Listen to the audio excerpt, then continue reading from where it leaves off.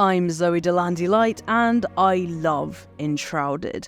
I love the flax, those rabbit things, the NPCs I'm now solely responsible for, but even more than all of that, I love being efficient and not messing things up due to my crippling fear of failure.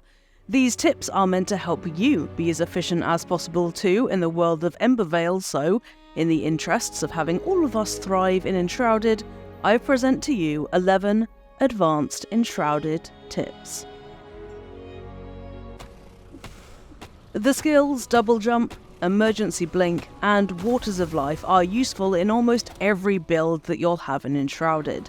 Double Jump is self-explanatory, Emergency Blink replaces your dodge with a short-range teleport, and Waters of Life allows all players within 15 meters to regenerate 1 additional health point for every point of intelligence you have. They're skills that can benefit pretty much anyone, so I get them as soon as possible, but especially if you're a slut for stamina / hand-to-hand combat, as the extra stamina will allow you to dodge or teleport out of the way more frequently. Or flee, each to their own. Crafting lockpicks at the blacksmith is half of the resource price as making them yourself, costing 1 metal scrap instead of 2. Carrying them around with you is a great idea, as you'll find locked chests more frequently the further you explore, and, while you're at it, carrying a workbench and flame altar can't hurt either. The workbench is self-explanatory, but requires the flame altar to use, which could also be used as a makeshift fast travel point if you need to head back home to dump the resources you've collected on your expedition.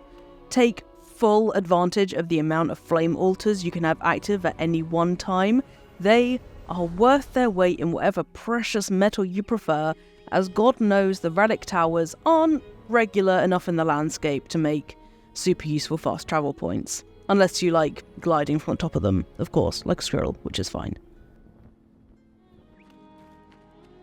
Amber trees / birches with white trunks drop more resin, so if you need a ton of it for a recipe, then seek those out over the normal trees. You can find them in greater quantities right here, so head there, bring your axe, and go ham. The trees there, as a rule, are bigger anyway. They look like redwoods or something, so you'll garner more logs too if you want to go on a tree chopping spree like you're a bad guy from Fern Gully. Placed resources and items respawn, so in the first ruin you move through, Longhold, the meat, wood and mushrooms by the fireplace will respawn time and time again, especially handy when you need a quick extra bit of wood to tide you over on a recipe. Also, closing your private game, not a public server, will cause everything that exists outside of your flame altar perimeter to immediately respawn, so you can use this to farm resources incredibly quickly and lazily. One of the best things to respawn, in my humble opinion, are the sleeper urns in the cinder vault you begin Enshrouded in, as you can fast travel there and destroying each urn with a pickaxe gets you 3 metal scraps.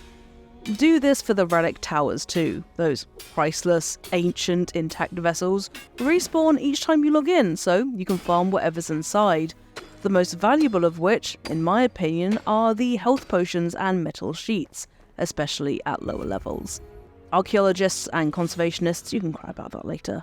If you wanted, you could do the entire relic tower like that from top to bottom, but the lightning and spike traps don't stop when you solve the puzzle, so it will be a bit treacherous. You can tell what hills are able to be landed upon with your glider / jumped upon by seeing if grass is growing on the slopes. If it is, you won't slip when you're trying to jump onto it, and the same sometimes goes for green patches on the slope. Rocky textured surfaces, however, will result in you sliding off like you have icky, oily feet. The double jump skill really helps with this, so get that as soon as possible if you're like me, and prefer to get to high points of interest to scan the horizon in survival games.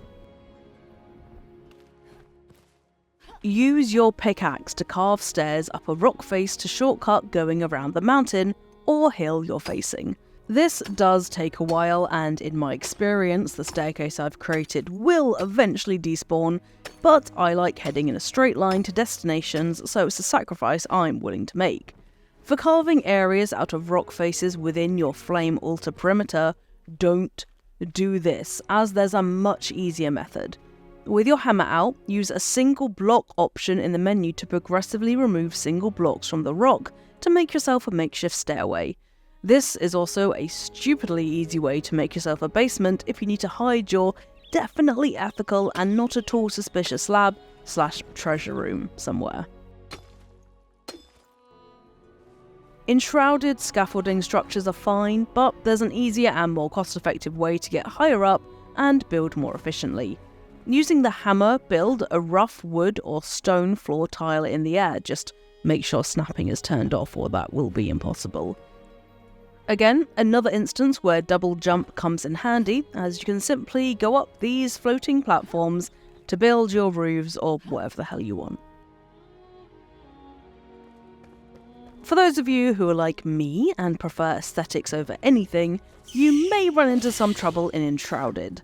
To get the rested buff, you have to be in a comfortable and warm area, which often means having candles and other items near your bed to get the maximum benefit. But what if they're ugly?